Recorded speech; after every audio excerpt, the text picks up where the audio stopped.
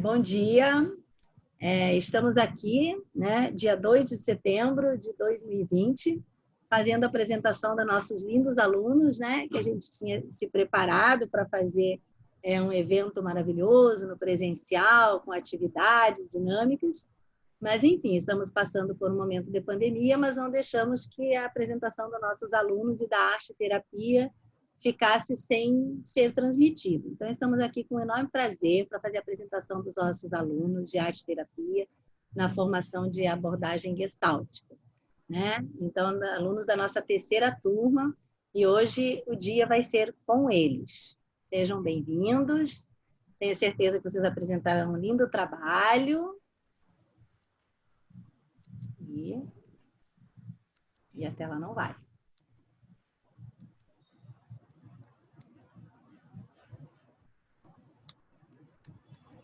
Tá vendo?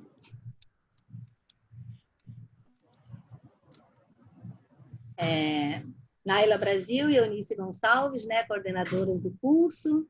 Estamos muito orgulhosas dos nossos alunos, que vêm se preparando há um bom tempo, para fazer essa apresentação. Estamos aqui muito orgulhosas de vocês três, nosso desafio, de estarmos fazendo uma apresentação online. E boa sorte para vocês aí, com esse excelente trabalho que vocês têm para compartilhar com o nosso público aí. Bem-vindo todos. Vamos começar pelo Anderson Amaral, que vai falar sobre a arte-terapia como recurso de estimulação cognitiva de idosos com diagnóstico de Alzheimer. Anderson. Eliane Dadvimer, que vai falar sobre arte-terapia e os diversos tipos de grupos, suas fases e seus desafios, e seus benefícios da arte-terapia, no qual ela fez estágio e tem experiências maravilhosas para contribuir aqui conosco. Vamos finalizar com Fátima Castanho, que vai falar do processo de restauração da marcenaria à arte-terapia.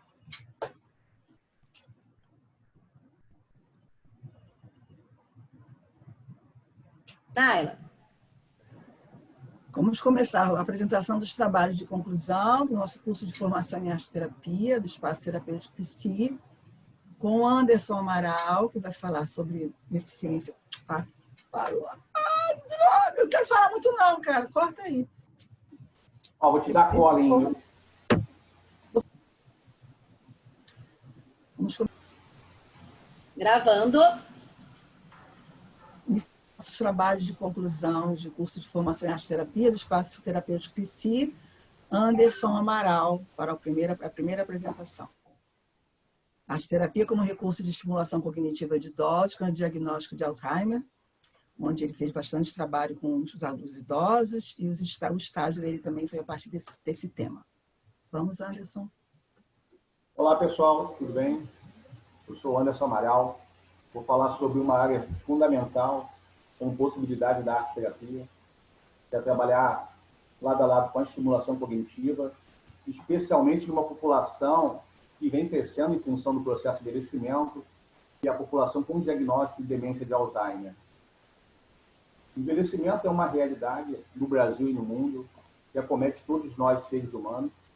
O envelhecimento é um processo. Dentro desse processo tem a infância, a adolescência, fase adulta e velhice. E quando eu falar sobre envelhecimento, nesse caso, vai ficar restrito à velhice. Somos o 6º país com maior população idosa do mundo, e isso foi uma conquista nos últimos 50 anos. Mas atrás dessa conquista tem grandes desafios. Como é proporcionar qualidade de vida nessa população que envelhece?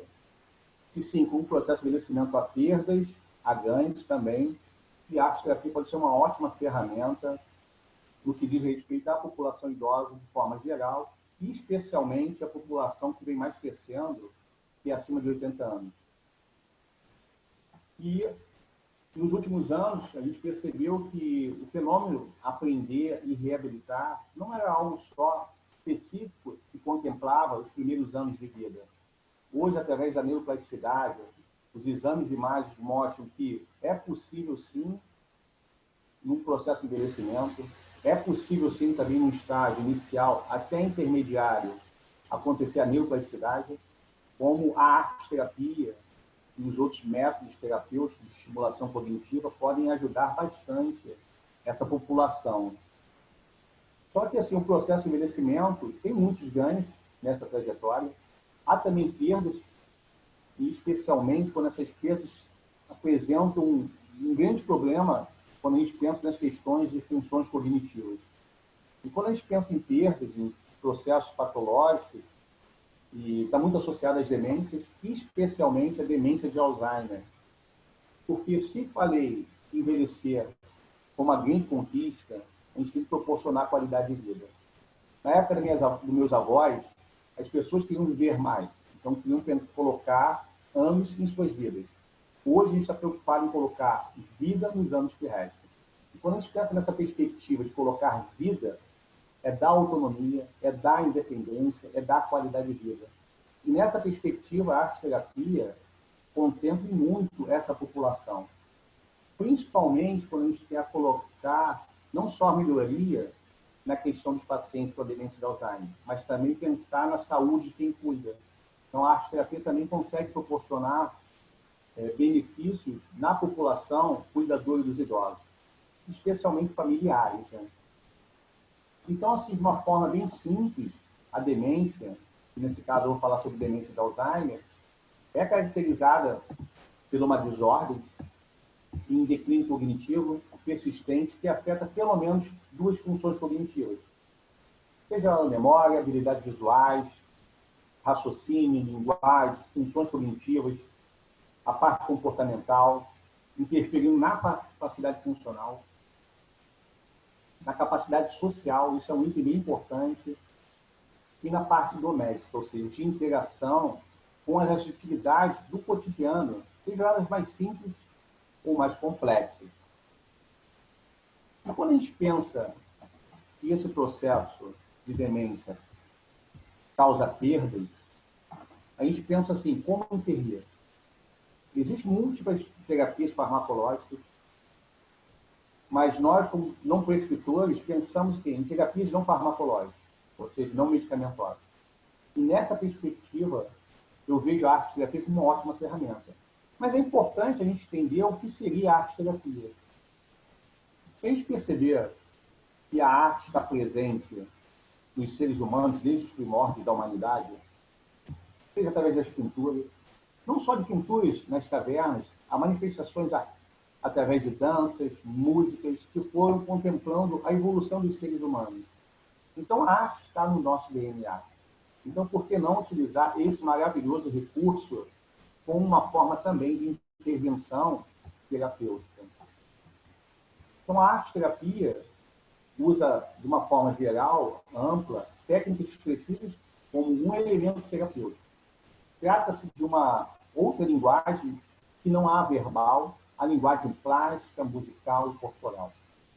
Deixar bem claro que arte-terapeuta é aquele profissional que faz um curso de formação em arte-terapia.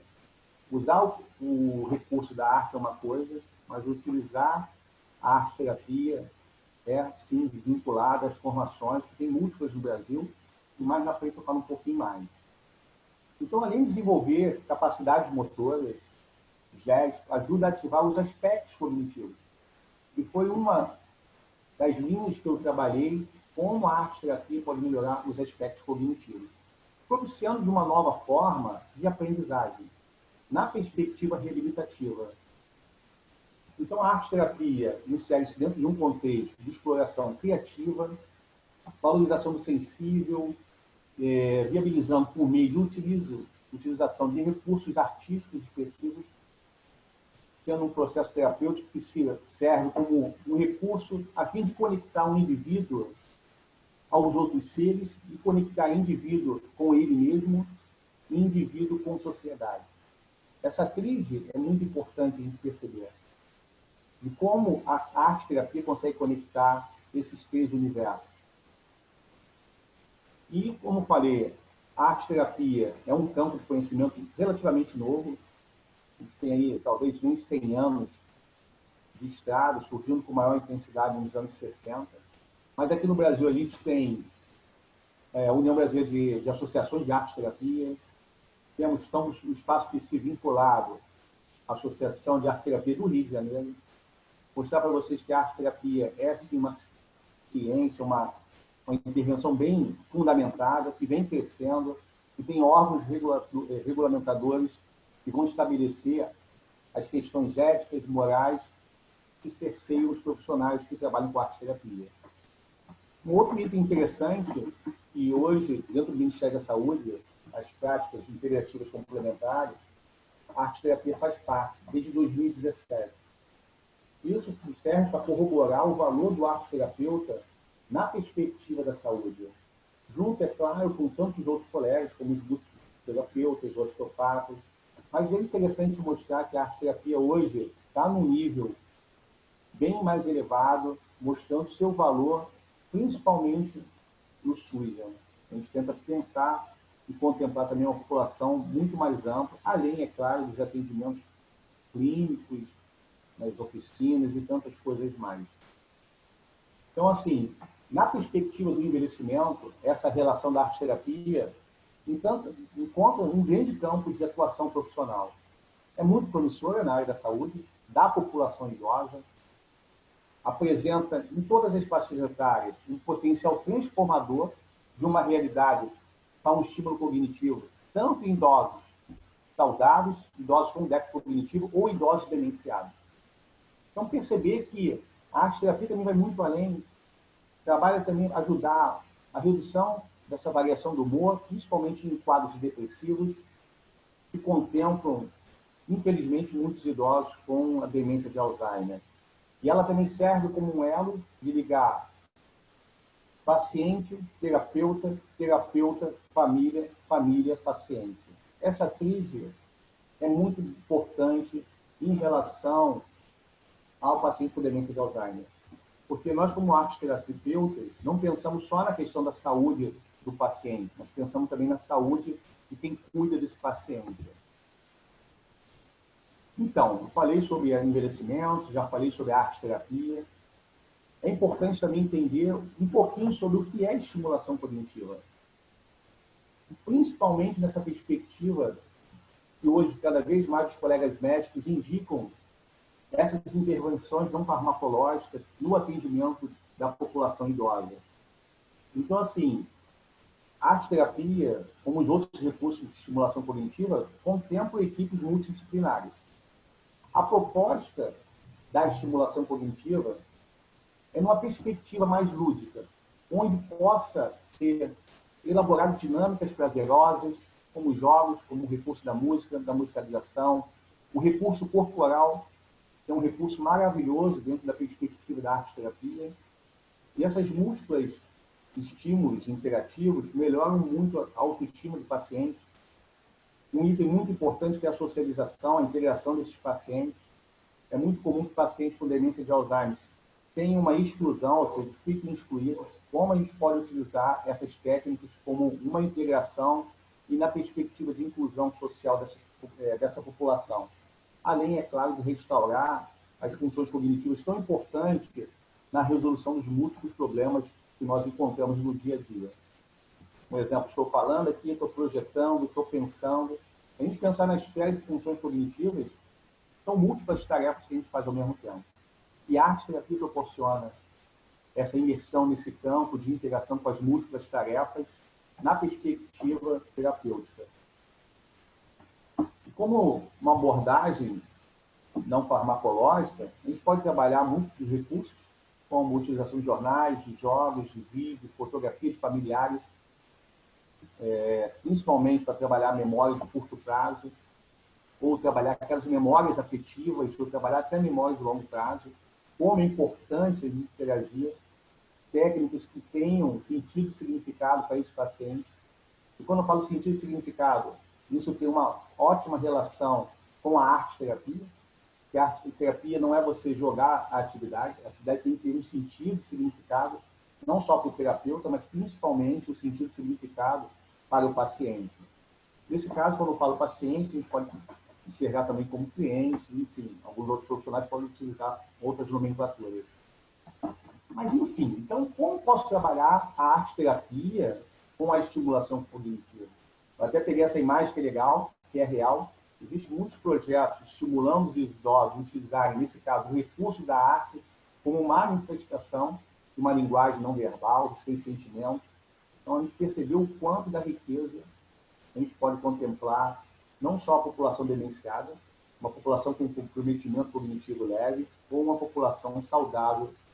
Lembrando que é considerado idoso, no país como o nosso, população igual ou superior a 60 anos de idade. Quando falo igual ao nosso, seria países em desenvolvimento. Então, a gente pode, sim, utilizar a arte-terapia. Os estudos mostram que ainda surge, no caso do Brasil, em pequenos grupos de estudos, mas quando você busca, na minha revisão biográfica, busquei os estudos europeus, especialmente a Sociedade Americana de Arte-Terapia. Então, há muitos trabalhos envolvendo esse diálogo entre estimulação cognitiva e arte-terapia, melhorando as funções cognitivas, as relações sociais e, principalmente, a autoestima. E quanto é importante essa intervenção, também proporcionando a autoestima desses pacientes que já estão, principalmente a transição entre a fase inicial e a fase intermediária da demência de Alzheimer, eles percebem que há uma desconexão, que há falhas, e o quadro depressivo pode ser instaurado nessa perspectiva de percepção. Então, combinar uma terapia cognitiva em pacientes com diagnóstico de demência de Alzheimer que participavam com a arte-terapia, o ganho é muito grande. Os estudos que eu percebi que a intervenção de estimulação cognitiva, um ganho X. Quando eu juntava a estimulação cognitiva com a arte-terapia, o ganho era 2, 3x ou até mais. E melhorava de uma forma ampla essa relação da funcionalidade, da autonomia, da independência, principalmente na relação do cotidiano desse sujeito. Ou seja, dessa interação desse indivíduo com a sociedade, com suas atividades no dia a dia. E assim, os benefícios são muito, muito amplos, mas destacaria principalmente o aumento da confiança, da autoestima, da motivação, serve também muito como apoio emocional, porque não penso só numa perspectiva cognitiva, não só numa perspectiva motora, mas pensamos principalmente nessa tríade do campo afetivo. O quanto é importante a arte-terapia, melhorando funções cognitivas, funções motoras e funções também afetivas. E o meu trabalho foi em cima de uma revisão biográfica, o que a literatura falava sobre envelhecimento, sobre estimulação cognitiva, sobre demência de Alzheimer, arte-terapia, e também teve a questão do relato de experiência. Eu falando com a Nália, eu me preocupava muito, não só realizar uma revisão biográfica, que já existia no Brasil poucos estudos, trabalhos com essa temática especialmente. Então, a gente fez uma oficina bem interessante, bem diferente de muitos estudos, que nós trabalhamos com pacientes do gênero masculino, pacientes que tinham um nível superior, que estavam, entre aspas, eram bem homogêneos, faixa etária em torno de 81 anos, ambos eram casados, com um diagnóstico de aproximadamente de 7 anos, nível de escolaridade elevado, apresentavam a capacidade de realizar atividades de vida diária, porém não tinham autonomia para realizar atividades instrumentais, como ir ao banco, pagar uma conta, fazer uma comida. Então, foi um perfil interessante, que era bem homogêneo. E corrobora bastante com os estudos, porque é uma população do gênero masculino. A maior parte das pesquisas que eu percebi contemplava as mulheres, por vários motivos. Então, eu utilizei técnicas dentro da arte-terapia que tinham uma identidade, que podiam dialogar com as limitações desses pacientes. Então, dessas perspectivas de recursos, foram utilizados a modelagem, as múltiplas técnicas de pintura e também a colagem. Isso é importante porque, lembra quando eu falei sobre sentido e significado? A gente também pensa na arte-terapia, questão da análise da atividade. Analisar a atividade antes da prescrição, que é baseada em quê? Baseada principalmente no perfil dessa população. Então, essa atividade foi a primeira atividade que aconteceu, foi que nós denominamos como a árvore da vida, onde esses pacientes receberam uma folha que tinha várias folhinhas, então eles tinham que escolher qual folhinha, tinha formas diferentes, eles tinham a liberdade de pintar, utilizar as cores que desejassem, que mais fossem mobilizados naquele momento, e depois eles tinham que trabalhar a questão do recorte, para em seguida colar. Se a gente pensar em funções cognitivas, habilidades videoespaciais, habilidade motoras finas, estratégia, raciocínio, a gente pensar na perspectiva emocional, afetiva e terapêutica, e quanto esse diálogo da arte-terapia com a estimulação cognitiva, numa atividade como essa, que teve um sentido e significado, uma análise de atividade, e o retorno teórico desses pacientes foi algo maravilhoso. E essas múltiplas coisas representavam os desejos, as ansiedades, as angústias, esse início da oficina. Então, demos o pontapé inicial com essa atividade. Aconteceram outras atividades, como uma que eu gosto muito de citar, que utilizamos o recurso da imagética nutricional, ou seja, eu projetava um vídeo associado a um artista, nesse caso foi o Van Gogh, onde utilizamos um vídeo, existe uma música que também retrata a vida de Van Gogh, e nesse vídeo apareciam vários quadros de Van Gogh. E os pacientes foram orientados, após um relaxamento, se concentrar em silêncio e trabalhar nessa questão da imagética nutricional tão falada pela querida Naira, que falou muito o quanto, quando a gente vai com um estágio prático, a gente vê o quanto é importante. Eu, no meu caso, a modificação, até um relato pessoal, foi muito, muito grande.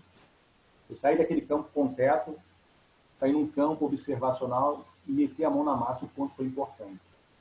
E no final, eu mostrei 2 quadros, 2 estrelados e um quarto. Os pacientes foram orientados a escolher um quadro. Os 2 escolheram o quarto de Van Gogh, e eles podiam utilizar tanto lápis de cor ou lápis de cera. O paciente J, que eu chamei J, a opção por ter o lápis de cera é porque ele já tinha dificuldade em trabalhar com materiais mais finos como um lápis. Então, a adaptação foi feita até como um recurso de tecnologia assistida. Então, foi interessante que um trabalho bem legal, eles não foram orientados a reproduzir fielmente o quadro. E o que mais me chamou a atenção foi o retorno teórico. Uma coisa que é muito legal da arte-terapia, que eu não vou interpretar, é o que o paciente traz para mim. E a fala dos 2 foi bem interessante. Ambos escolheram o quadro, o quarto, porque remetia lembranças afetivas da infância, aquele quarto que ele morava com os irmãos, ou o quarto do filho. E quando eles relataram a não escolha do Noite Estrelada, é porque Noite Estrelada remetia à escuridão, o entardecer. E quem trabalha com demência de Alzheimer, paciente, sabe que existe a síndrome do pôr do sol. Não estou aqui afirmando que isso foi um relato, mas serve como uma lacuna que talvez essa imagem da noite estrelada remetia o entardecer. E talvez isso possa ser um dos motivos de nada não escolha. Também um lado do quarto de remeter a lembranças afetivas, o quanto é importante a gente entender também a história de vida desses pacientes na hora de prescrever uma atividade. E acabou também que deu muito pano de manga, a Naila pediu para a gente realizar um desdobramento dessa atividade, então esses pacientes foram orientados a montar o quarto deles, uma casa. Então, eles trabalharam nessa sessão a questão da pintura, do recorte, da colagem e confeccionaram o seu quarto. Então, é importante também que a arte-terapia há desdobramentos, outras releituras, outros desdobramentos de uma atividade. Não quer dizer que termine naquela sessão. Pelo contrário, pode dar pano de manga para outras sessões. Ou também, pegando na questão da imagética nutricional, esse foi as obras que eu mostrei do Matisse, e no final, como foi levantado questões de que, naquela fase da vida, é como se fosse um espelho quebrado, ou seja, essas perdas de memórias, de papéis sociais.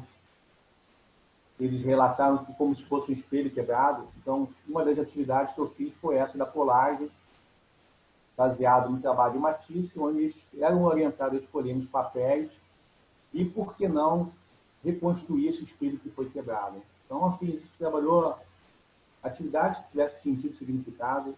A todo momento, o paciente era estimulado a utilizar as coisas que desejasse. Eles é que cortavam os papéis. Então, se a gente pensar em habilidades motoras finas e tantas coisas que são importantes na estimulação cognitiva, como teve esse diálogo bem legal com a arte-terapia. Ou uma atividade que foi baseada na questão do pontilhismo, onde eles tinham que ligar os pontos, porque o relato deles é que a vida tinha vários trajetos, em alguns momentos tinham um momento de início, meio e fim. Então, a gente quis ressignificar essas múltiplos trajetos que a vida nos oferece, ou a vida nos contempla. No caso das cores, foi também uma escolha dos pacientes, então eu fiz uma releitura da atividade, onde no final eles tinham que dar o retorno teórico, como foi importante ter essa percepção de que o ponto azul ao outro ponto podia representar um momento da vida, seja a infância, um momento da atividade profissional, um momento atual, e com isso a gente traçar perspectivas futuras. Que a arte-terapia também é isso, né? Claro que a gente vai viver um momento do aqui e agora, mas também pensar em um prognóstico, quais poderiam ser os próximos passos. Por isso é importante, dentro da perspectiva da arte-terapia, os planos terapêuticos, a ficha técnica, que a Naila falou muitas vezes, e é uma bússola para a vida do arte-terapeuta, o quanto é importante aquele papel, o quanto é importante cada item, e isso foi trabalhado em todas as atividades. Então, assim, a conclusão do meu estudo, do meu trabalho, na perspectiva do envelhecimento demencial, está associado a um declínio funcional, tem um impacto muito grande na vida dos pacientes e de familiares, é uma realidade que a gente não tem como negar. Porém, a oficina obteve resultados significativos na melhoria do autorrelato, ou seja, os pacientes relataram que estavam melhor. Foi importante também a escuta dos familiares. Vamos falar lá, o paciente J ou o S está mais focado, está tendo menor alterações de humor, está tendo uma socialização maior, um maior desempenho nas atividades cognitivas e físicas também. Então, a oficina utilizou a arte-terapia como um recurso de estimulação, fez com que também tivesse a maior adesão e interação. Os pacientes pouco faltaram, eles gostavam, eles já chegavam, às vezes, em algumas sessões, com falas da atividade anterior, e falavam assim, eles chamavam de professor, e hoje a gente vai fazer o quê? Isso era ótimo, se a gente pensar na perspectiva de adesão. Com a adesão, a gente consegue ter a interação e continuidade do nosso intervenção. Então, a arte-terapia pode ser, sim, uma ferramenta, um tratamento não farmacológico na demência de Alzheimer, principalmente no olhar da estimulação cognitiva. Eu termino aqui agradecendo especialmente a Deus, que me conduziu em muitos momentos de alteração. Agradeço a minha família, especialmente minha esposa, Adriana, que é arte-terapeuta, que me abraçou, me mostrou esse universo da arte-terapia, as minhas filhas lindas e maravilhosas. Agradeço aos meus colegas que fizeram parte dessa jornada, mas eu agradeço especialmente, mais do que qualquer familiar, do que qualquer colega, a Naila e Eunice, que me mostraram um universo que eu não conseguia enxergar, que é o que a arte-terapia faz. Não transforma só nossos pacientes clientes. A arte-terapia também transforma nós alunos e nós arte-terapeutas. Acho que a arte-terapia remete à plasticidade. Ela transforma o paciente, transforma o terapeuta o tempo inteiro. Então, meus agradecimentos especiais para a Naila Brasil e Eunice Gonçalves por me acolherem, por se tornarem amigas e, principalmente, puxarem minha orelha. Fiquem com Deus, aí eu agradeço essa oportunidade. Anderson, obrigada, né, pelos agradecimentos, mas, na verdade, obrigado pelo seu trabalho. Eu acho que você está ajudando muitas pessoas, né, e levando a arte-terapia até para outros profissionais, né, que é abrangente, outras áreas, não é só de psicólogo, é de fisioterapeuta, né, é de biólogos, é de arquitetos. Eu acho que o número é muito grande que tem no nosso curso. Então, parabéns, excelentíssimo trabalho. Tenho certeza que você está ajudando muitas pessoas e se ajudando, como você falou. Muito gratificante. Parabéns. Parabéns, Anderson. Maravilhosa sua apresentação. Eu não tinha nenhuma dúvida. Seu trabalho magnífico, um trabalho com responsabilidade, com carinho. Foi muito bom. Apesar dos puxões de orelha, que valeu a pena, né? Então, obrigada a você também, tá? Muito bom ter um aluno como você. Eu que agradeço. Agora, Eliane, apresentando o seu belíssimo trabalho com grupos também. Boa sorte, querida. Olá, meu nome é Eliane Davidman. Eu já frequentava o espaço terapêutico psi quando eu tomei conhecimento da arte-terapia. Achava que, por eu gostar de artesanato, eu ia entender tudo de arte-terapia, ledo engano, mas descobri que, na entrevista o que era e fui aceita para fazer o curso, tive a oportunidade de começar o curso. E nessa mesma época estava acontecendo a jornada de arte-terapia, com oficinas acontecendo na semana inteira. E eu participei de todas, e cada uma que eu fazia eu gostava mais, foi um excelente aperitivo. E ainda tive a oportunidade de participar e assistir à formatura da primeira turma de arte-terapia. E eu ficava pensando, quando é que eu aqui começando e eles ali se formando, e quando é que eu vou me formar, né? E aqui estou eu. Achava que eu ia estar lá, né, presencialmente, mas estou eu aqui online, a primeira turma se formando online. Mas assisti também a segunda, aliás, eu e Fátima, a gente teve a oportunidade de fazer a parte prática daquela formatura da segunda, e nós estamos aqui, a terceira turma, de forma totalmente diferente. Então, essa foto que está aí, no fundo, estamos eu, Anderson e Fátima também, numa de nossas aulas lá no curso, né? Então, o título do meu trabalho é Arte-Terapia e os diversos tipos de grupos, suas fases, os desafios e seus benefícios. Então, a minha inspiração para esse trabalho surgiu durante as experiências vividas nos meus estágios com os diferentes grupos, inclusive nas instituições. Então, essas duas instituições foram as primeiras que eu tive a oportunidade de trabalhar, né, sempre em par, é muito importante em grupo. Primeiro, as duas simultaneamente, inclusive, as duas com grupos de crianças. Então, a Casa Ronald, né, é uma casa que as crianças moram por um período de tempo, enquanto elas estão em tratamento, né, de câncer. E na igreja Batista de Itacuruçá, lá tem um projeto que funciona para as crianças da comunidade para reforço escolar. Então, nós fizemos lá o nosso estágio de arte-terapia para as crianças. Porém, apesar de serem crianças, os dois grupos, tem diferenças bastante grandes. Especialmente por serem, a gente classificou como grupo aberto na Casa Ronald e grupo fechado. A principal diferença de grupo aberto e grupo fechado é porque lá na Casa Ronald, em função desses tratamentos, não por eles morarem lá, mas especialmente pelos tratamentos, nem todos estavam lá todas as vezes que a gente semanalmente estava lá presente. Então, o grupo aberto, nem sempre nós temos os mesmos participantes, né, na mesma sessão. Acontecia deles estarem presentes em sessões esporadicamente. Mas, por conta disso, não dá para ter um trabalho continuado, né? Não dá para ter um desdobramento do trabalho. Então, nesse caso, a gente tinha que pensar as atividades com começo, meio e fim, na mesma sessão, né?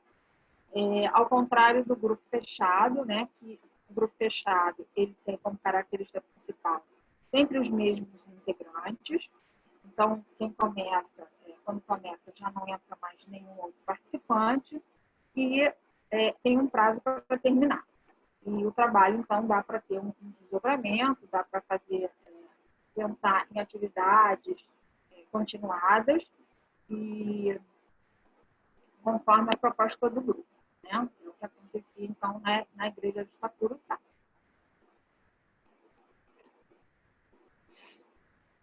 Então, vamos começar o grupo em suas fases. Essa foto aí do lado é uma foto real de uma dos nossos atendimentos lá na igreja, quando eles trabalharam por sucata. Pela foto dá para ver que foi bem divertido, que as crianças aproveitaram bastante esse dia. Então, o começo. No começo, o grupo se reúne, as regras são estabelecidas e começa a sua atividade. Nesse começo, o arte-terapeuta, então, tira as dúvidas que o grupo eventualmente vai ter e sobre a arte-terapia ou sobre o trabalho em si, relembra os acordos estabelecidos e o grupo toma ciência, então, de como vai ser, na prática, as sessões, e conforme a proposta do grupo. Ainda tem uma certa dependência do arte-terapeuta. Na adaptação, o grupo acostuma-se com a maneira de trabalhar e, aos poucos, o que não era entendido é esclarecido. Nesse momento da adaptação, alguns participantes pode perceber que as atividades não lhes servem ou eles não estavam preparados, não era aquilo que eles imaginavam. Então, nessa adaptação, ou então não começam a ter contato, vir à tona algumas coisas que eles não estavam realmente preparados, porque a arte-terapia justamente proporciona isso, né? Por mais simples ou que tem uma atividade, que a gente prepara uma atividade do grupo, mexe, né, e vem à tona coisas que a pessoa ainda não está preparada e a pessoa simplesmente desiste de participar do grupo, desiste da arte-terapia, o que é comum. Ao contrário, outras se encantam e se comprometem mais ainda. Coesão do grupo. Nessa fase aí, a confiança e o vínculo estão estabelecidos. Então, as pessoas já sabem o que as espera, anseiam pelas sessões e já estão completamente envolvidas e comprometidas. Compartilhar. Os membros do grupo estão mais dispostos a expor em suas atividades de arte e a partilhar alguns de seus problemas. Esse compartilhar se torna importante, mais profundo, uma vez que as pessoas já estão em contato com suas questões e seus maiores problemas. Então, eles se tornam já cúmplices, né? Então, esse compartilhar já é uma necessidade, vamos dizer assim. Quando vai chegando ao fim, pode ser acompanhado, o fim do grupo, de raiva, depressão, pode ter uma certa confusão, mesmo se for apenas por um intervalo temporário. Então, se a gente pensar agora como foi agora nesse período de pandemia, a gente imagina que muitos grupos que tiveram que parar temporariamente, ou mesmo terminar, a gente fica sabendo que muitos não conseguiram voltar, então é possível que alguma dessas situações devam ter acontecido. E nesse período, essas pessoas devem ter sentido algum tipo desses sentimentos. Mas, quando vai chegando ao término, e quando se sabe o término, o arte-terapeuta ele vai preparando as atividades para esse término. Então, as atividades vão sendo preparadas para que esse tipo de situação não aconteça. Então, as atividades, quando elas vão chegando ao término, que é pré-determinado, então as atividades são feitas para que não se sinta nenhum tipo de sentimento negativo e o término é feito de modo tranquilo e satisfatório. Então, aqui eu botei aqui umas fotos para ilustrar essas fases. Aqui na primeira é a Casa Ronald. Nós temos aqui, bem aqui no fundinho, aqui a Eunice e a Naila, se posicionando. Aqui é a minha par na época. Aliás, a Mari foi a minha par em todas nas duas instituições. Então, aqui a gente tem o começo e a adaptação das crianças, fazendo aqui o que se deve, o que não se deveria fazer, eles mesmos construíram o quadro.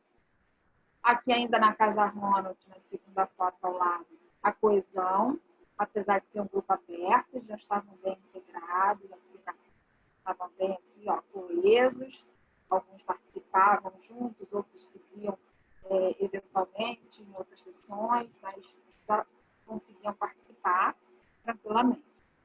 Aqui embaixo, as duas fotos de baixo são na Igreja da Curuçá. Aqui já tem uma criança já expondo a sua arte, os outros já ouvindo, direitinho, de que o outro serelepe expondo a sua arte. E aqui, no fim, era o dia já estavam prestes a terminar, era o último dia, e eles estavam aqui, ó, trabalhando com aquela foto da sucata, todos expondo a sua arte, felizes, afinal eles também iam entrar em férias. E nós preparamos esse dia para que fosse feito aí o encerramento tranquilo.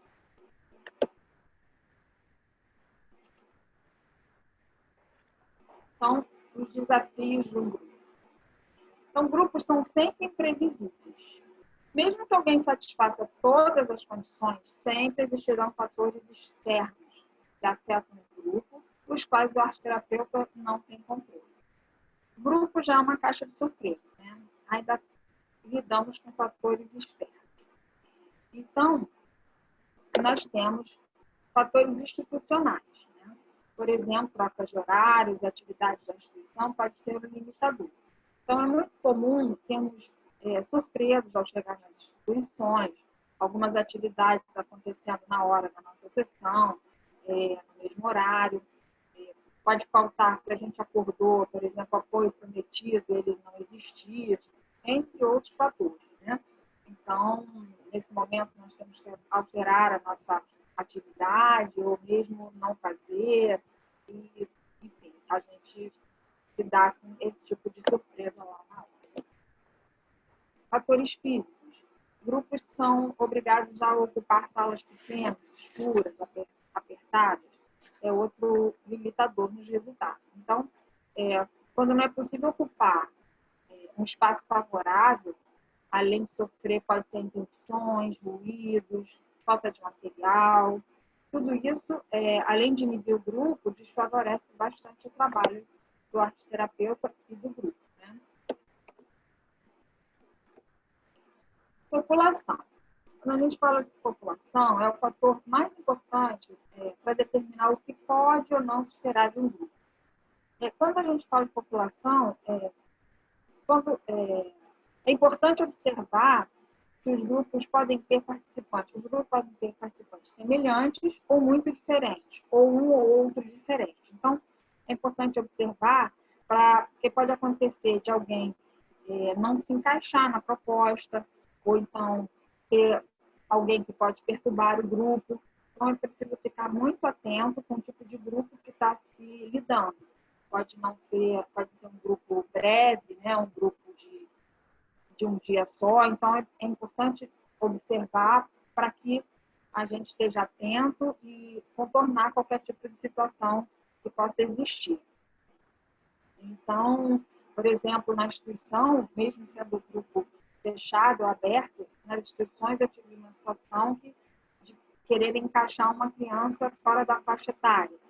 Então, não foi permitido, não seria bom nem para a criança, pequena ou grande, na época foi uma pequena, e na outra instituição foi uma grande, que estava sem atividade, não foi permitido, porque isso perturbaria o grupo, e a criança não estaria também confortável, não seria bom para os dois lados.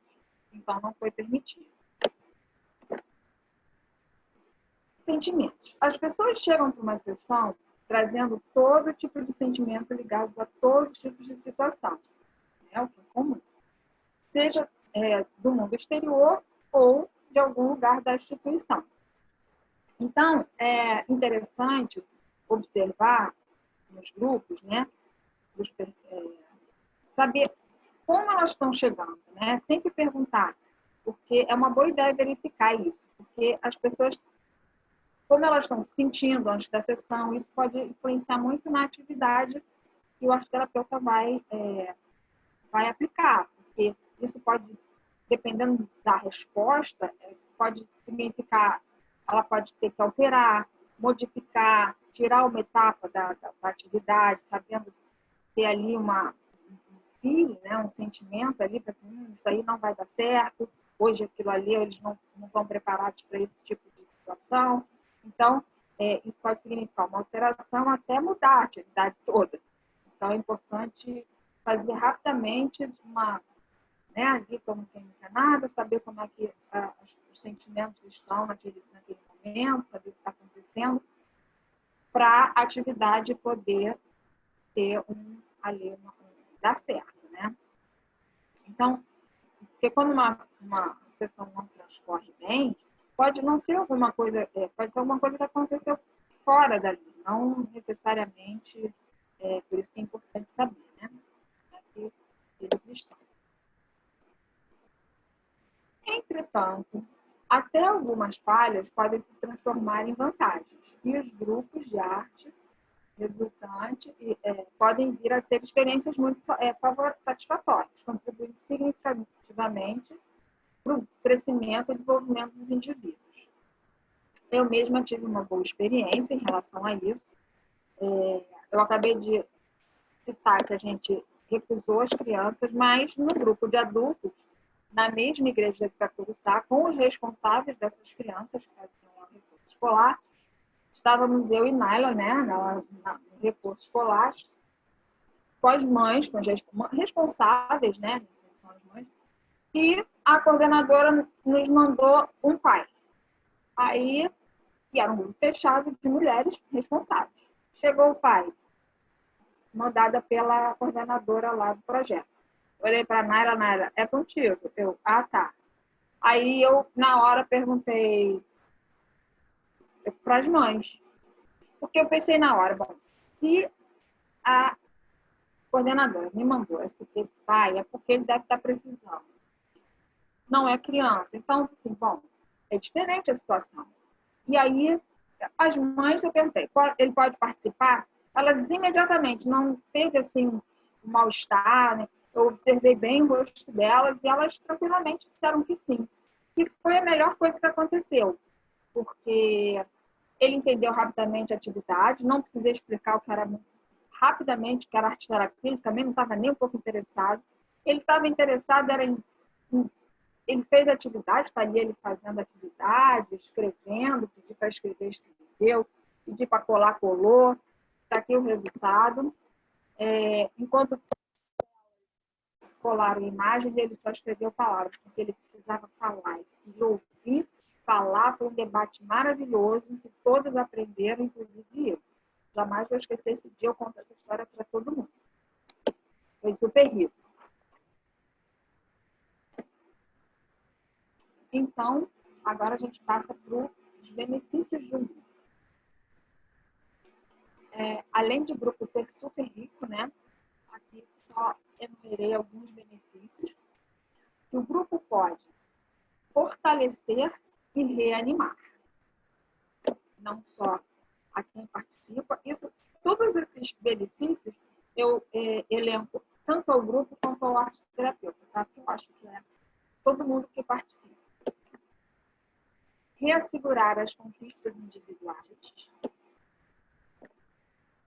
Fornece múltiplos espelhos para trazer à tona a ludicidade e o prazer.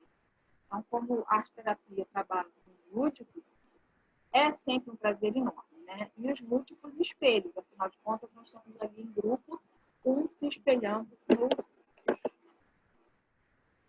Colabora ativamente para o autoconhecimento de cada um e de seus participantes. É uma das principais propostas da arte-terapia, é o autoconhecimento, e isso vem praticamente automaticamente, né? A gente, até sem buscar esse autoconhecimento, ele vem à tona mesmo. Grupos em ensinam sobre interação afetiva, convivência, partilha, dificuldades com o outro e com nós mesmos. Então, quem se habilita a conviver num grupo vai ter o prazer de ter todas esses prazeres, né? Afetivos, convivência, partilha, até a dificuldade é importante, né? A gente aprende muito com tudo isso. Favorece novas aprendizagens, descobertas e desafios. Mesmo que um trabalho seja feito individualmente, existe um espaço para aqueles que desejam falar sobre o seu trabalho ou apenas mostrar o resultado, falar através da arte. Nesse momento, em geral, o grupo interage, se fortalece, sente que não está só. Isso porque a arte-terapia, não necessariamente todos são obrigados a falar, afinal de contas, a arte fala por si só. Então, ele não é obrigado a nada, muitos necessitam falar, outros não, ninguém julga ninguém, e ele interage se quiser, a interação se faz através de simples mostrar ou de falar, e ele se fortalece assim mesmo. E assim, não, sentir que não está só é sentido por todos.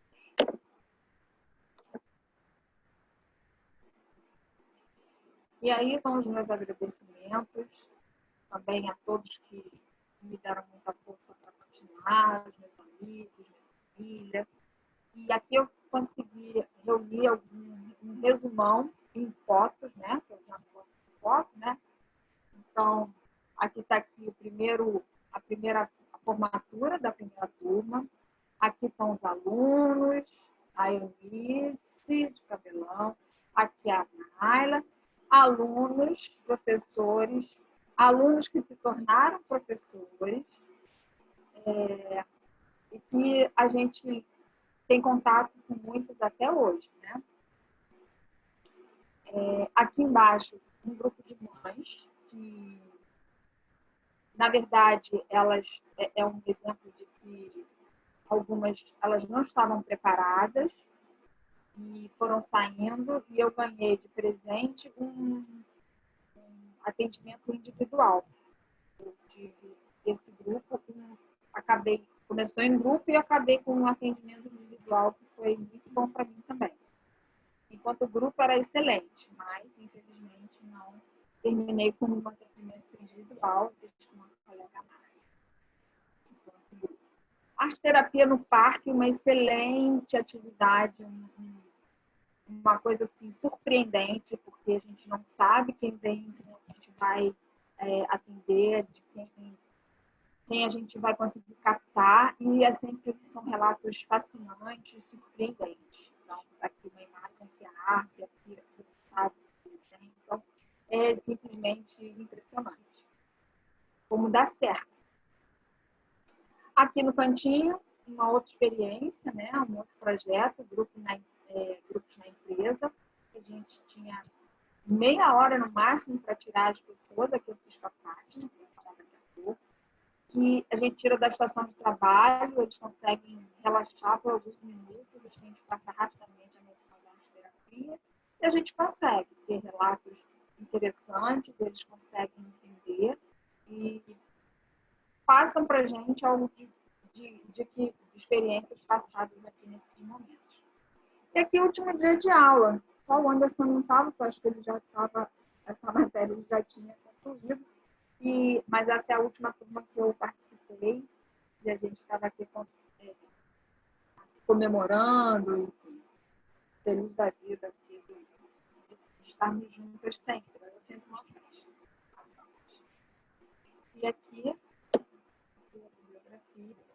e eu agradeço a vocês, agradeço a todos, e a gente está sempre junto, e essas duas são as minhas amigas, minhas terapeutas, enfim, elas não vão se livrar de mim tão cedo, eu vou estar sempre na cola delas, sempre pedindo ajuda e coordenação, enfim, somos colegas agora. Eu agradeço muito.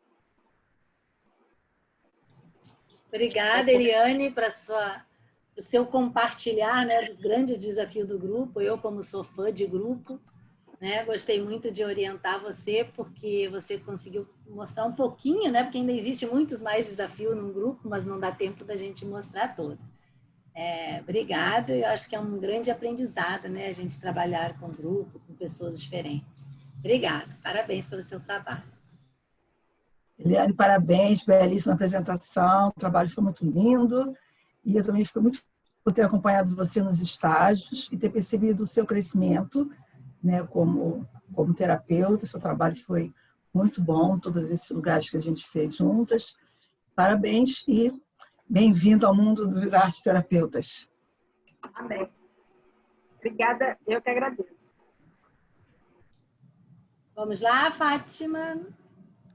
Nosso trabalho final de Fátima Castanho, que vai falar sobre a marcenaria e a restauração, a marcenaria, da marcenaria à arte-terapia, através da marcenaria.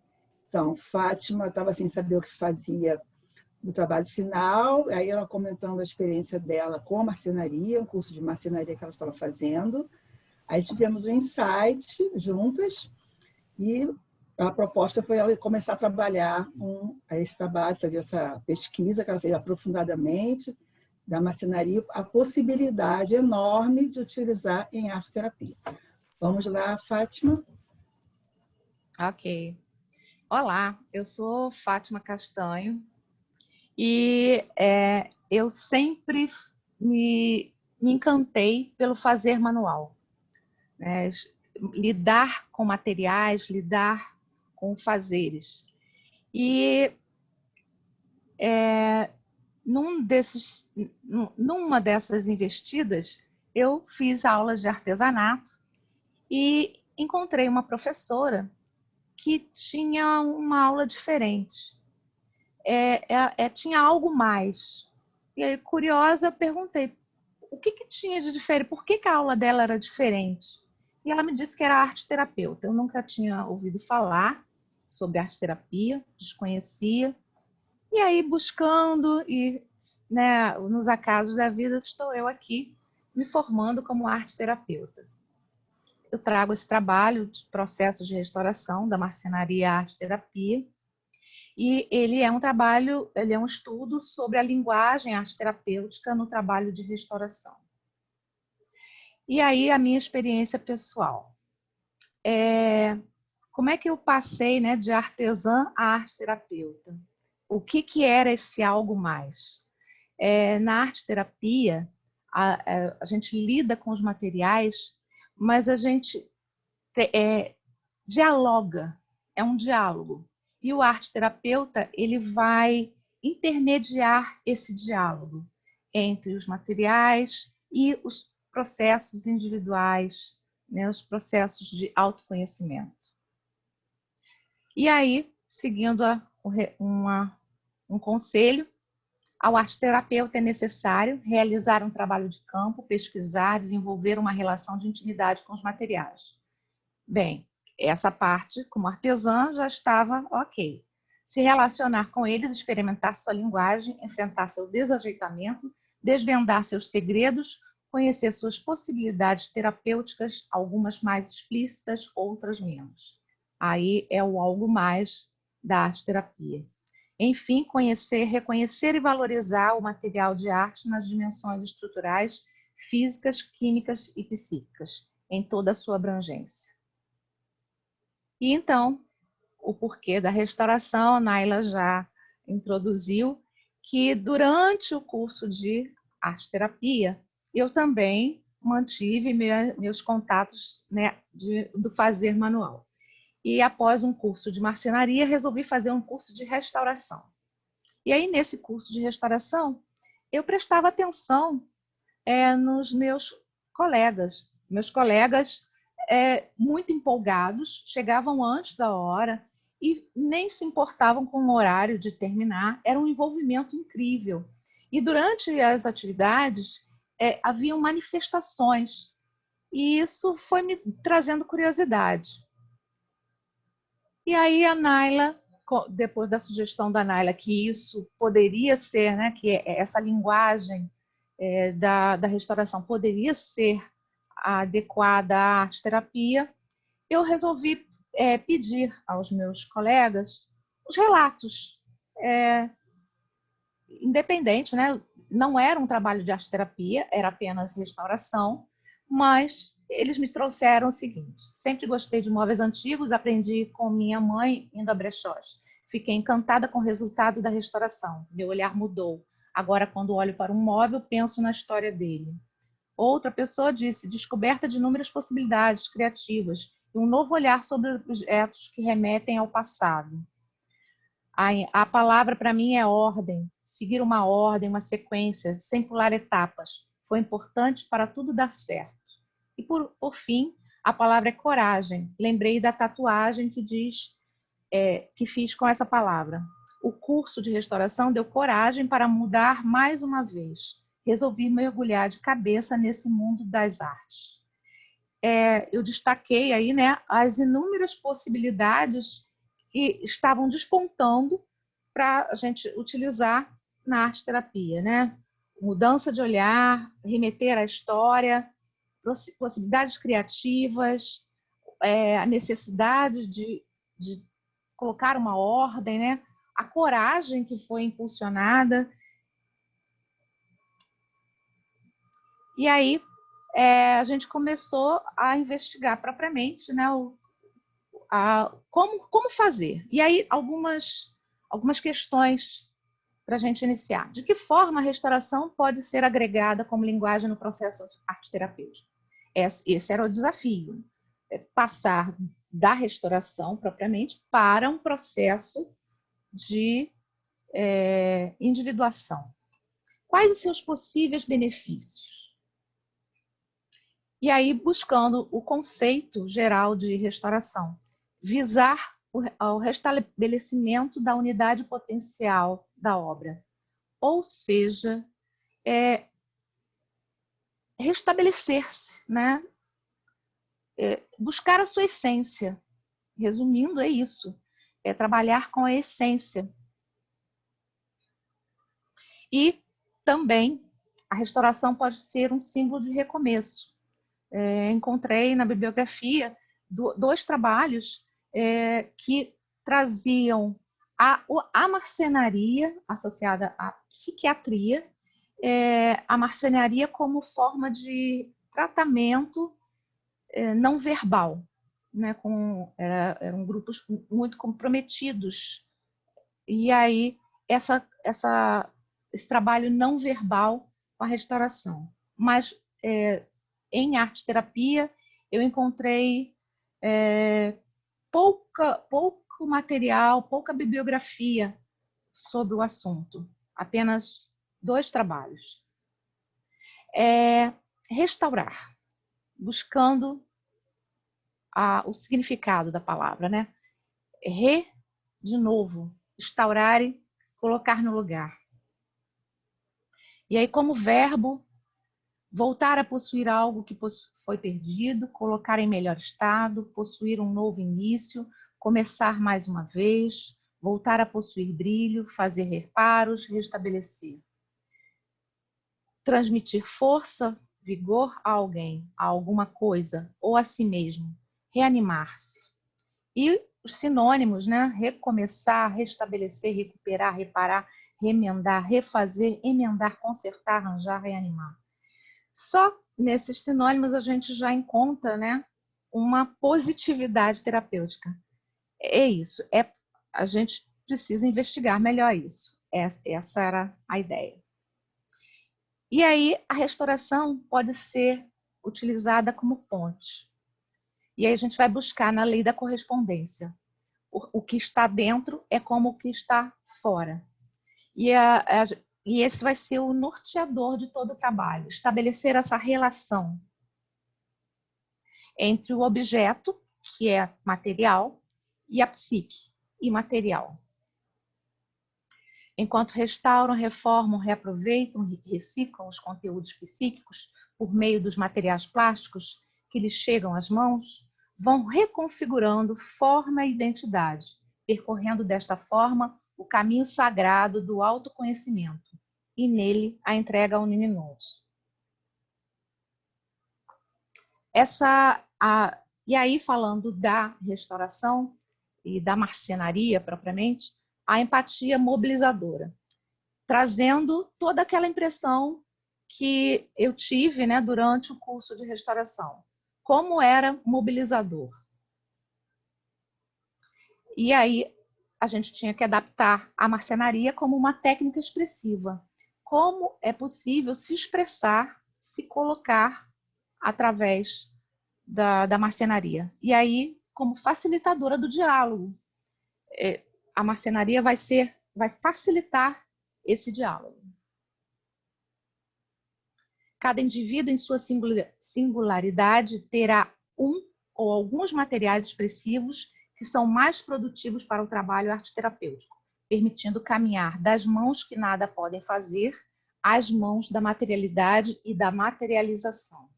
Então, o trabalhar com as mãos, né, esse envolvimento, essa atenção que eu percebia, eles ficavam imersos no trabalho. E aí a madeira, né, tem uma linguagem. Como eu falei, na arte-terapia a gente estabelece um diálogo. E os materiais têm as suas linguagens.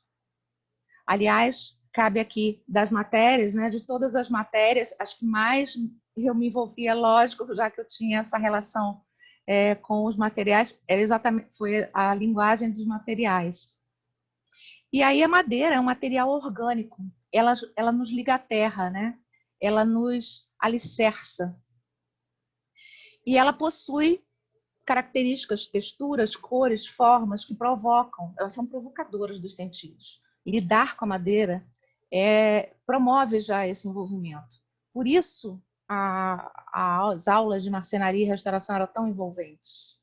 Ao trabalharmos com a madeira, trabalhamos também nossa essência interior, pois estamos nos utilizando do cerne do tronco da árvore. É um material resistente, por isso é necessária habilidade e paciência ao se trabalhar esse material. Então, você lidar com a madeira, ela oferece resistências. E cada madeira é singular, você não vai encontrar madeiras iguais, né? Os veios, as ranhuras, tudo é especial, é singular, como cada ser humano. E aí, os processos, começando a estabelecer essas associações. Aqui, a gente tem as imagens de vários tipos de restauração. E aí, nesse trabalho, foi feito recorte. A gente vai falar da restauração ligada à marcenaria. Mas eu pretendo, futuramente, explorar as outras formas de restauração, também trazendo para a arte-terapia. Desculpa. Restaurar e restaurar-se requer paciência, compromisso e dedicação. Por ser exatamente um material resistente, ele vai demandar uma energia. Durante o processo de individuação, muitas etapas são vivenciadas e percorridas. A energia psíquica, em sua peculiar dinâmica, regride e progride, contrai e expande, transcende e retrocede, estabelecendo uma verdadeira dança energética. E isso foi o que eu percebia nos relatos. Às vezes, muitas manifestações de raiva, mas depois de empolgação, e depois voltava novamente a outros, e muitos sentimentos eram mobilizados. E aí a gente começou a relacionar com as etapas. A restauração, ela não pode ter começo, meio e fim num único atendimento. Então, ela é um processo. Na primeira etapa, olhar objetos que estavam desprezados, né? Às vezes jogados num canto. E aí a gente pode ir fazendo aquela ponte, né? Relacionar a necessidade para se iniciar um processo terapêutico, né? de aceitação de uma condição, né? Aceitação do estado, identificação de uma necessidade. Então, os objetos que estavam desprezados podem servir de estímulo, né, de sensibilizadores para despertar essa necessidade, despertar esse desejo de renovação, de ver o brilho e o vigor esquecidos. Na segunda etapa, a gente começa a aproximar mais do objeto, no caso dos objetos. Os objetos, eles têm experiências, eles têm uma história, assim como nós, seres humanos. Então, buscar nessa história, de repente, olhar com carinho, se acolher, identificar traumas de maior ou menor amplitude. E na terceira etapa, seria iniciar mesmo, propriamente, a restauração. E essa restauração, ela se inicia com uma limpeza. Essa limpeza, né, essa poeira que estava encobrindo, de repente ela estava encobrindo detalhes, encobrindo o valor, né? Então, aproximar-se do objeto, fazer um contato, né? Livrar-se da sujeira que leva à rejeição. Possibilitar o acolhimento do que se apresenta. Depois, retirar camadas, né? As impregnações. A história foi trazendo coisas que não pertenciam propriamente à essência desse objeto. E é necessário retirar. Lixar, retirar camadas daquilo que não pertence. Desapegar-se de incrustações. Liberar sentimentos de raiva e ansiedade. E aí as mãos vão servir de elo, né? As mãos vão fazer essa ponte entre o material e o imaterial. Por vezes, é necessário desmontar totalmente ou então refazer algumas partes, assim como nos processos, né, de reconstituição individual. A gente precisa refazer-se. Refazer partes, lidar com as marcas, aceitar aquilo que é possível, entender que as imperfeições e as marcas são registro da passagem do tempo. Depois, escolher uma nova apresentação. A gente tem que tomar algumas decisões, né?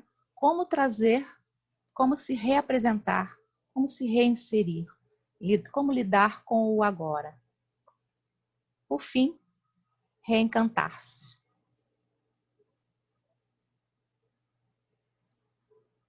Uma transformação no olhar, uma transformação íntima, o resgate e o sabor de plenitude. Aplicando os processos, o processo arte-terapêutico seguindo as etapas de restauração. Eu tive a oportunidade de colocar em prática, diferente dos meus colegas que atenderam em grupo, eu fiz esse atendimento individual. Essa pessoa, ela apresentava síndrome de ansiedade, vindo lá já de longo tratamento, estando em psicoterapia, mas que estava se sentindo abatida por ter tido uma recaída. E aí, ela veio a mim e eu fiz a proposta de iniciar esse processo, se ela estaria disposta, aceitou. E aí o material que ela escolheu foi uma mesa de bar que estava abandonada na garagem. Nesse primeiro momento, a sensibilização foi de observar esse objeto, esse móvel, e buscar, se perguntar, esse objeto tem valor? Ele ainda tem algum valor? Você consegue perceber esse valor? E aí os relatos. Opa. Ela me relatou o seguinte: como objeto desprezado, o desprezo pelo que ainda está em mim. Aquilo que pareço é o que mais chama atenção. Estigmas, rótulos, vícios, desgastes. Sou o que está oculto aos olhos. Estou por trás desta aparência. Olhando as entranhas, reencontro aquilo de que julgava já ter me libertado. Encontro sujeiras antigas, sentimento de frustração. Preciso me resgatar. E finalizamos esse encontro com o início da limpeza, aquela limpeza que foi o contato. A parte plástica foi essa escrita, né? Foi uma escrita criativa.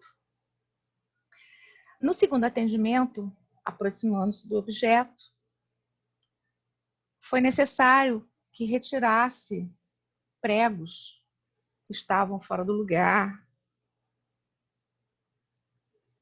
E aí o relato foi: retiro pedaços que não me pertencem mais. Sei que ainda resistem alguns traços. Preciso arrancá-los como pregos fora do lugar. Dói é saber que ainda estão aí. Também foi necessário usar ácidos. Algumas coisas estão tão impregnadas, elas me corroem. O ácido as corrói. Vou me revelando a mim camada por camada. E finalizamos este encontro com o início do lixar. No terceiro atendimento,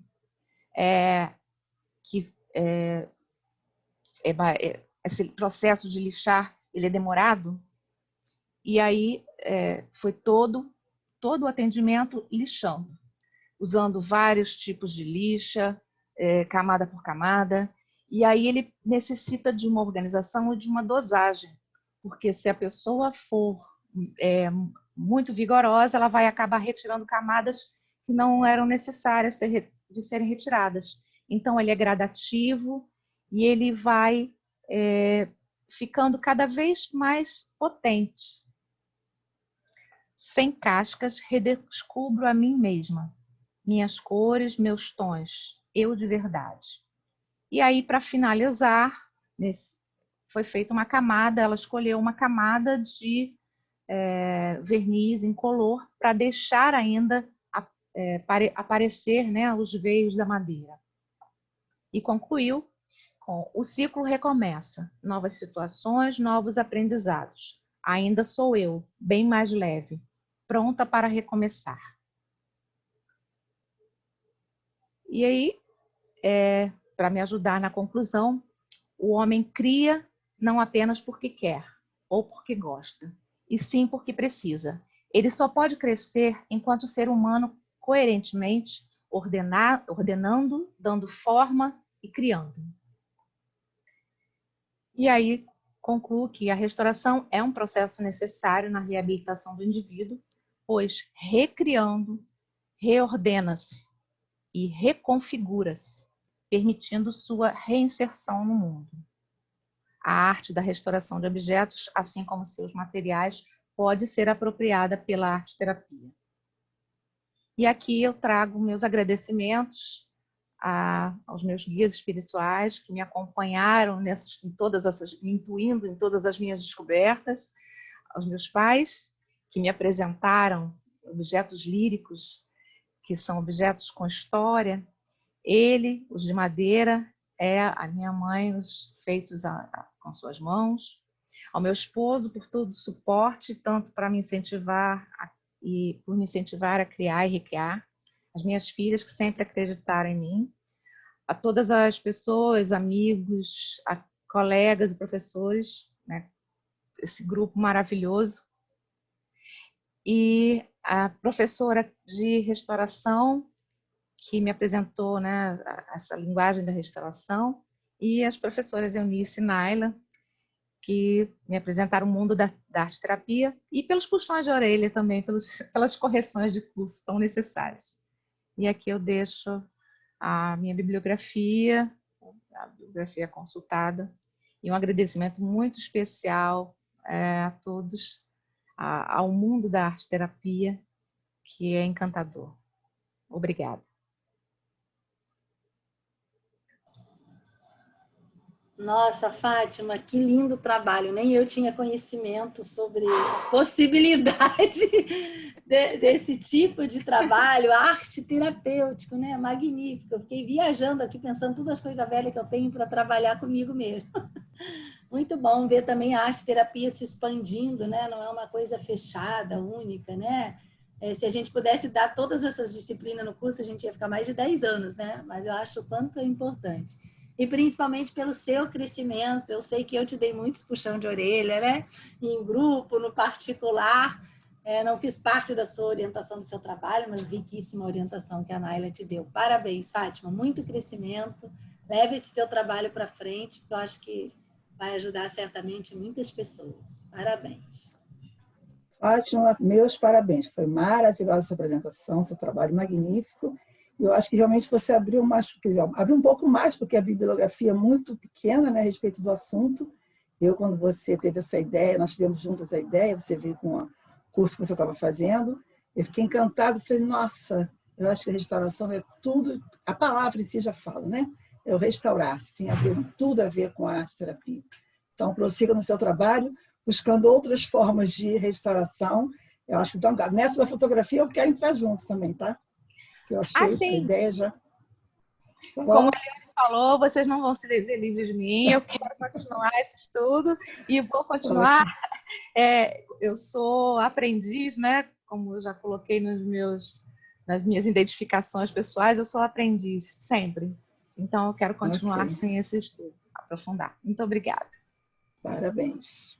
Obrigada a todos vocês, né? Eliane, Anderson, Fátima. Foi belíssimo o trabalho de vocês. Como diz a Eliane, é a terceira turma, mas é a primeira online, né? E parabéns para vocês, vocês arrasaram, né? Parabéns mesmo. Obrigado também pelos alunos que vocês são, de aceitarem os puxão de orelha, né?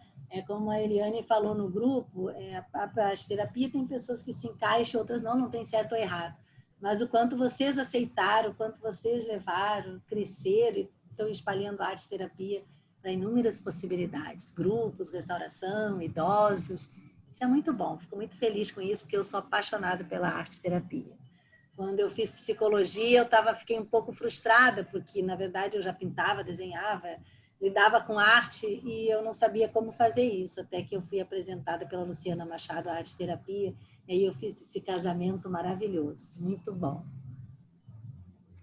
Queridos, estou muito encantada, muito feliz de estar com vocês aqui. Parabéns, novos formandos, novos arteterapeutas. Vocês são realmente maravilhosos, o trabalho foi sempre muito bem feito, muito caprichado, com muito carinho, com muita atenção, com muita responsabilidade, né? E, assim, é muito prazeroso para quem é professora, com a minha formação inicial de professora primária, desde lá do... Agora, outra forma de falar, mas, enfim, na época era professora primária, e a gente até hoje continuar com essa vontade de dar aula, de trabalhar com vocês, com alunos, quando a gente encontra uma turma, né, que responde, que reage da forma como vocês fizeram, realmente muito prazeroso, é um retorno fantástico que a gente tem como professora e agora como arte-terapeuta também. Muito obrigada mesmo pela participação de vocês, pelo empenho todo, tá bom? Parabéns e boa sorte no novo mundo. Um minutinho para cada um se despedir aí. Vamos por ordem. Eliane, pode fazer o seu encerramento aí. Muito obrigada pelas palavras. A arte-terapia realmente abriu um novo mundo, né? Depois que eu conhecia. Eu espero continuar, espero que não só no grupo, mas no individual. O grupo realmente é uma riqueza muito grande. E esse mundo da arte-terapia tem inúmeras possibilidades, né? Como a gente viu. Então, eu agradeço muito a todos os colegas, a vocês duas, a todos os professores também, né? Que a gente continua encontrando por aí. E, enfim, essa arte-terapia só tende a crescer e cada vez mais. Obrigada a todos, meus colegas queridos, e a vocês duas, tá bom? A gente se vê sempre por aí. Você, Fátima? Só tenho a agradecer. E, assim, agradecer a todos os acasos, né, que não foram acasos, que foram inspirações, que me trouxeram, né, a esse mundo da arte-terapia encantador. Sou apaixonada também, cada vez mais, e ter descoberto esse algo mais, né, ter conseguido descobrir o que traz a arte-terapia além. E eu quero mostrar isso para o mundo. Quero mostrar para o mundo esse algo mais da arte-terapia. Muito obrigada por toda a oportunidade que vocês me deram. Obrigada. Anderson, nosso menino da turma, né, vai fazer o encerramento aí. Eu agradeço aí pela paciência, pelo compartilhamento de saber. Conhecimento só é conhecimento quando é compartilhado. E vocês, assim, não só vocês, mas como qualquer professor do curso, compartilhou sempre de peito aberto todo o conhecimento, né? Na verdade, esse compartilhamento foi uma formação de um novo conhecimento, né? É a questão da plasticidade. Eu acho que a arte-terapia permite isso, né? Que me apresenta, eu vou construir de uma outra forma. É o que eu sempre enxerguei na arte-terapia, uma forma de ter um outro olhar, tanto da minha parte quanto da arte-terapia. Então, eu agradeço a vocês por terem me aconselhado, acolhido, puxado a orelha, mas também tem incentivado o meu potencial em certas áreas. Eu acho que isso é muito legal de vocês. Vocês sempre incentivam o que a gente é bom, mas também não deixa de lapidar também as outras coisas que são os lados mais falhos ou que, na verdade, precisam ser lapidados. Né? Só tenho a agradecer. Então, Posso falar também? pode, Posso falar só para fazer, assim, que a Eliane comentou dos professores, né? Agradecimento a todos os professores do nosso curso. Eu acho que é importante a gente falar isso também, porque o nosso corpo docente também é magnífico, né? E a gente está junto, somos uma equipe, né? Então, a equipe trabalhando junto é muito importante para ter esse desempenho e esse resultado final. Bom, muito obrigada, queridos professores. Temos um futuro professor aqui, né? Quem sabe um professor de restauração, né? Eliane já ia me substituir em alguma disciplina, né? Vamos lá, vamos esperar essa confusão toda acabar, para a gente remontar isso tudo. Muito obrigada. Muito obrigada, Eunice, também, pela grande parceria que você é. Muito bom a nossa parceria aí. Obrigada a todos vocês, tá? Beijo grande, obrigada. Obrigada a todos.